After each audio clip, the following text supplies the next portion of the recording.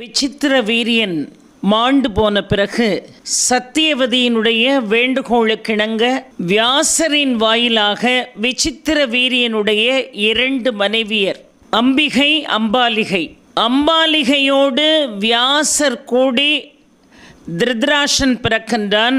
அம்பாலிகையோடு வியாசர் கூடி பாண்டு பிறக்கின்றார். மீண்டும் அம்பிகையுடைய பணியாள் வாயிலாக மிக அழகாக ஒரு குழந்தை இந்த மண்ணுக்கு வருவதற்கு வியாசர் காரணமாக இருக்கிறார். அந்த குழந்தை தான் விதுரன் என்று பார்க்கிறோம். இந்த 3 பேரும் மிக அருமையாக வளர்ந்து வருகிறார்கள். இதில் விதுரர் யார் என்று நாம் தெரிந்து கொள்ள வேண்டும். அம்பிகையினுடைய பணியாளினுடைய வயிற்றிலே பிறந்தவர் இந்த விதுரர், எல்லாருக்கும் நன்றாக தெரியும். ஆனால் இந்த விதுரர் யார் என்று கேட்டால், மாண்டவிய முனிவர் என்று ஒரு முனிவர் இருக்கிறார். ஊருக்கு வெளியே காட்டுப்பகுதியிலே ஒரு மிகப்பெரிய ஆசிரமத்தை அமைத்து அவர் கடுமையான தவம் செய்து கொண்டிருக்கிறார். ஆசிரமத்திற்கு வெளியே வந்து அமர்ந்து கண்களை மூடி 5 புலன்களையும் அடக்கி கடுமையான தவம் செய்கிறார். அந்த மாண்டவிய முனிவர் தன்னையும் மறந்து தவம் செய்து கொண்டிருக்கின்ற பொழுது அரசவையிலிருந்து பல பொருட்களை கொள்ளையடித்து கொண்டு ஓடி வந்த திருடர்கள் அவருக்கு தெரியாமல் அவருடைய ஆசிரமத்திற்குள்ளே நுழைந்தார். அவருடைய ஆசிரமத்திற்குள்ளே நுழைந்து கவர்ந்து வந்த பொருட்களை எல்லாம் ஆசிரமத்திற்குள்ளே ஒழித்து வைத்துவிட்டு வெளியே சென்று மறைந்து நின்றார்கள். இப்பொழுது அரசவை காவலர்கள் அவர்களை விரட்டி கொண்டு வருகிறார்கள்.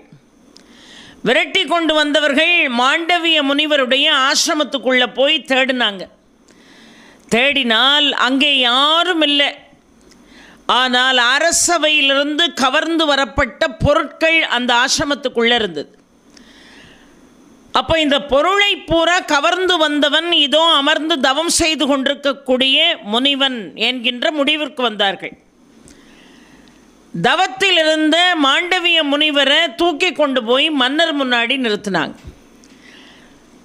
இவருடைய ஆசிரமத்துக்குள்ளே தான் அரசவை பொருட்கள் முழுவதும் இருந்தது, இவன்தான் கொள்ளையடித்தவன் என்று சொன்னார்கள்.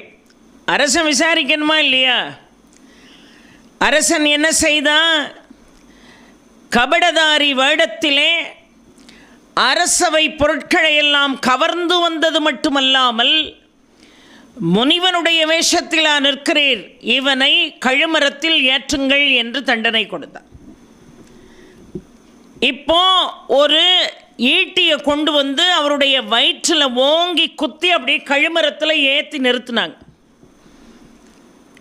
எல்லாரையும் போல மாண்டவிய முனிவருக்கு உடனே உயிர் போச்சான்னு கேட்டால் உயிர் போகலை.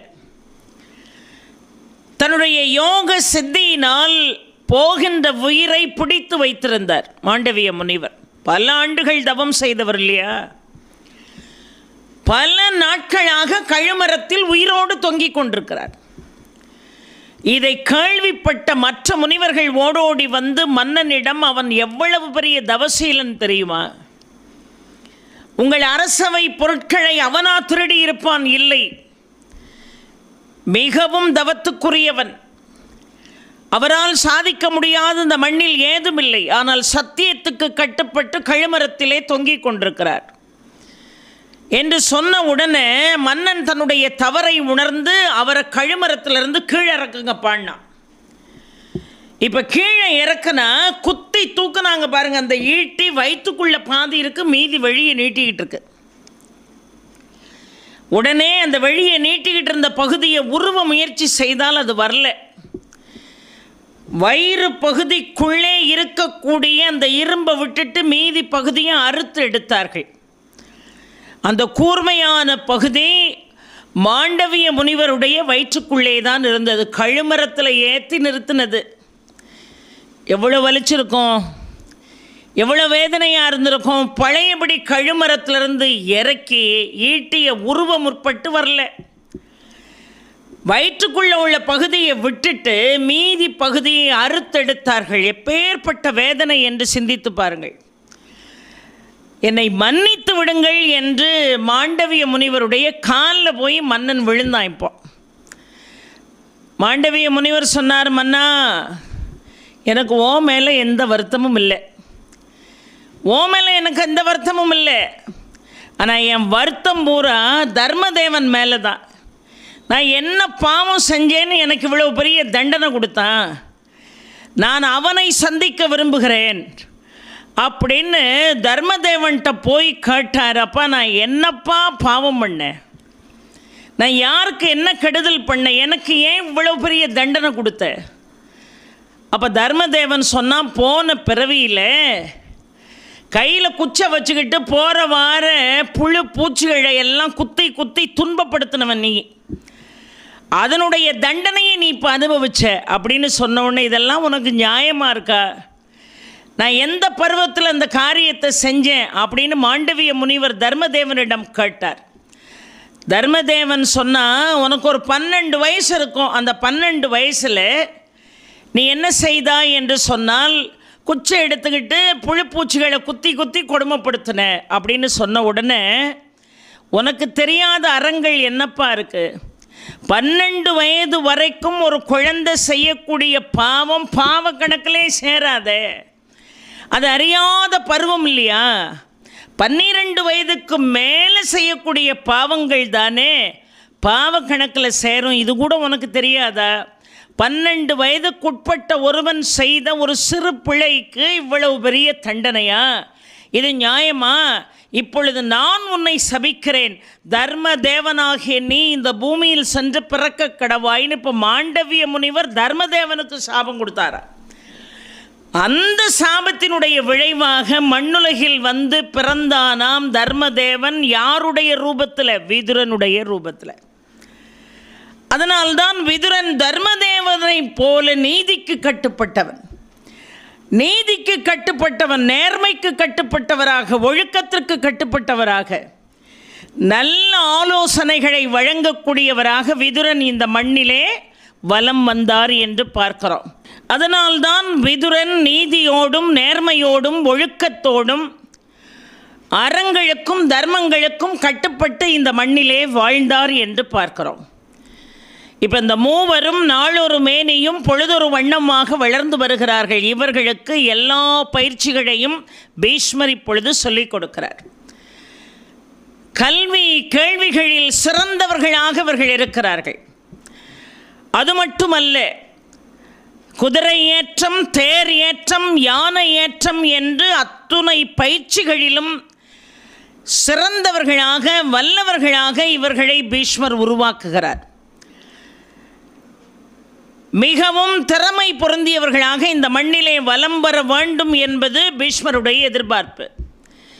வளர்ந்த பிறகு இப்பொழுது திருதராஷனுக்கு முடிசூட்டி வைக்கிறார்கள்.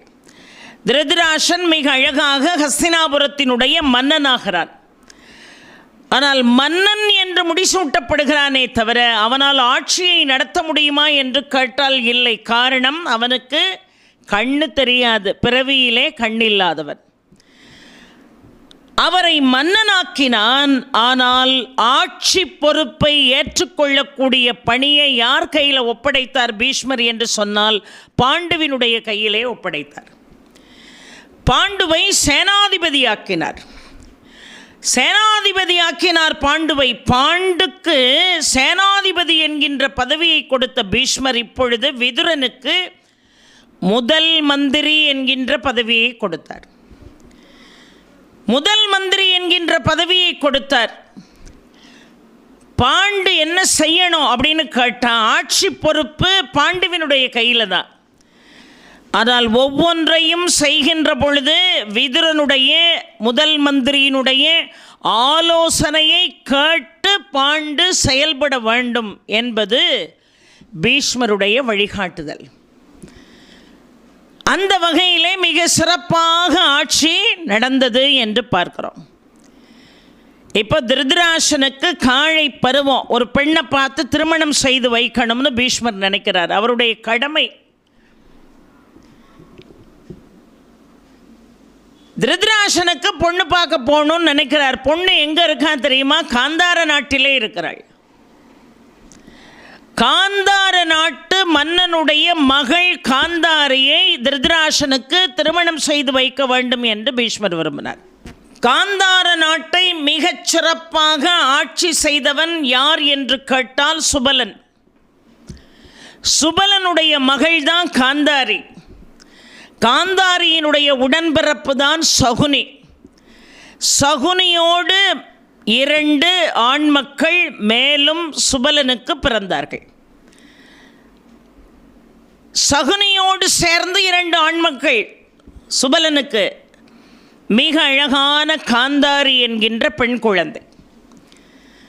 இந்த காந்தாரியை பெண்ணு கேட்டு வரும்படியாக ஒரு தூதுவனை அனுப்பினார் பீஷ்மர். இப்போ ஹஸ்தினாபுரத்திலிருந்து வருகிறேன், பீஷ்மருடைய ஆணைப்படி உங்களை பார்க்க நான் வந்திருக்கிறேன் என்று சுபலனிடம் அந்த ஒற்றன் வந்து நின்றார். உங்கள் மகள் காந்தாரியை திருதராஷனுக்கு திருமணம் செய்து வைக்க வேண்டும் என்று பீஷ்மர் விரும்புகிறார். சுபலனுக்கு ஒன்றுமே ஓடலை. ஏன்னு சொன்னால் காந்தாரி கணவனுக்கு கண்ணு தெரியலைங்கிறதுக்காக அவளும் கண்ணை கட்டிக்கிட்டு உட்கார்ந்துருந்தா. அந்த ஒன்று தான் நாம் நிறைய பேர் சொல்கிறோம். அவளிடம் பல சிறப்புகள் இருந்தது காந்தாரியிடம். காந்தாரி என்கின்ற பெயரை அவளுக்கு எதற்காக சூட்டினார்கள் என்று சொன்னால், காந்தம் போன்ற கண்களை பெற்றவளா காந்தாரி. அந்த கண்களை பார்த்தால் காந்தம் போல் இழுக்கக்கூடிய ஒரு ஆகர்ஷண சக்தி அவளிடம் இருந்ததா. மிகவும் அழகான ஒரு பெண். அழகுன்னா கொஞ்ச நெஞ்சு அழகு இல்லை. காந்தாரி மிகவும் அழகான ஒரு பெண். அழகு மட்டுமல்ல, எல்லா கலைகளிலும் தேர்ச்சி பெற்றவள். சாதாரணமாக எல்லா கலைகளிலும் தேர்ச்சி பெற்றவர்கள் பெண்கள் என்று சொன்னால் நமக்கு மகிழ்ச்சியாக தான் இருக்குது. ஆனால் மற்ற பெண்களை விட காந்தாரியிடம் இருந்த சிறப்பு என்ன என்று சொன்னால், ஆடல் பாடல் நடனம் என்று இந்த கலைகளில் தேர்ச்சி பெற்றவள் மட்டுமல்ல, ஒரு ஆண் மகனுக்கு இணையாக போர்க்கருவிகளை கையாளுவதிலும் மிகவும் திறமைசாலியாக இருந்தவள் யார் என்று கேட்டால் காந்தாரி. அவ்வளவு அழகு பொருந்திய பெண்ணை, அத்தனை கலையம்சம் பொருந்திய பெண்ணை, பல கலைகளில் தேர்ச்சி பெற்ற அந்த பெண்ணை, போர்த்திறமை கூடிய அந்த பெண்ணை, போர்க்கருவிகளை கையாளுவதில் சிறந்தவளாக இருந்த தன்னுடைய பெண்ணை கண்ணில்லாத திருதராஷனுக்கு பொண்ணு கேட்டு வந்திருக்காங்களேன்னு அப்படியே ஆடி போயிட்டான் சுபலன். ஆனால் மறுக்க முடியல. ஏன் தெரியுமா? இந்த குரு தேசத்திற்கு கீழே இந்த காந்தார நாடு இருக்கிறது. எல்லாரும் இந்த குரு தேசத்தினுடைய பேச்சை கேட்டு தான் நடந்தாகணும். அப்படிதான் அந்த ஆட்சி இருந்தது. அதனால் பீஷ்மருக்கு பயந்து மறுப்பு பேச முடியாமல், வேற வழி இல்லாமல் தன்னுடைய பெண்ணை திருமணம் செய்து கொடுப்பதாக சம்மதிக்கிறார். ஆனால் மனசார சம்மதிச்சாரான்னு கேட்டா இல்லை. பிறவியிலே கண்ணு தெரியாத ஒருத்தருக்கு என்னுடைய அழகம்சம் பொருந்தி இந்த பெண்ணை திருமணம் செய்து கொடுத்து அவள் எவ்வளவு கஷ்டப்படுவான்னு நினச்சார். அப்படியே சுபலன் மனதிற்குள்ளே அழுது கொண்டு வேறு வழி இல்லாமல் பீஷ்மருக்கு பயந்து அந்த பெண்ணை திருமணம் செய்து கொடுத்தார் என்று பார்க்கிறோம். இப்பொழுது சகுனி சீர் வரிசைகளை எல்லாம் எடுத்துக்கொண்டு ஹஸ்தினாபுரத்திற்கு வந்து தன்னுடைய சகோதரிக்கு திருதராஷனோடு திருமணம் நடக்கக்கூடிய காட்சியை பார்க்கிறார். இப்போ திருமணத்தில் ரொம்ப அழகாக திருமணம் முடிந்த பிறகு இவள் பார்க்கிறாள். தன்னுடைய கணவனுக்கு கண்ணு தெரியாது, முதல்ல அவளுக்கு தெரியும். ஆனால் தாய் தந்தையினுடைய வாக்கை அவள் மீறவில்லை. இவளை திருமணம் செய்யன்னு சொன்னோன்னு சரின்ட்டா. திருதராஷனுக்கு உன்னை திருமணம் செய்து கொடுக்க போகிறோம், சரி. ஆனால் கணவனுக்கு கண்ணு தெரியல. கணவனுக்கு கண் தெரியவில்லை. என் கணவன் பார்க்காத இந்த உலகத்தை இனி நானும் பார்க்க மாட்டேன் என்று அன்றைக்கு கண்களை இறுக கட்டியவள் தான். இந்த காரியத்தை செய்யாதம்மா, கண்ணில்லாதவனுக்கு நீ மனைவியாக இருந்து அவனுக்கு நீ சிறந்த கண்ணாக திகழ வேண்டாமா? அவனுக்கு வழிகாட்டியாக இருக்க வேண்டாமா? உன் கண்களுடைய கட்டுக்களை அவிழ்த்து விடு என்று திருதராஷ்டிரனுடைய தாய் அம்பிகை சொன்னா, கேட்கல. அம்பிகை சொன்னா கேட்கல.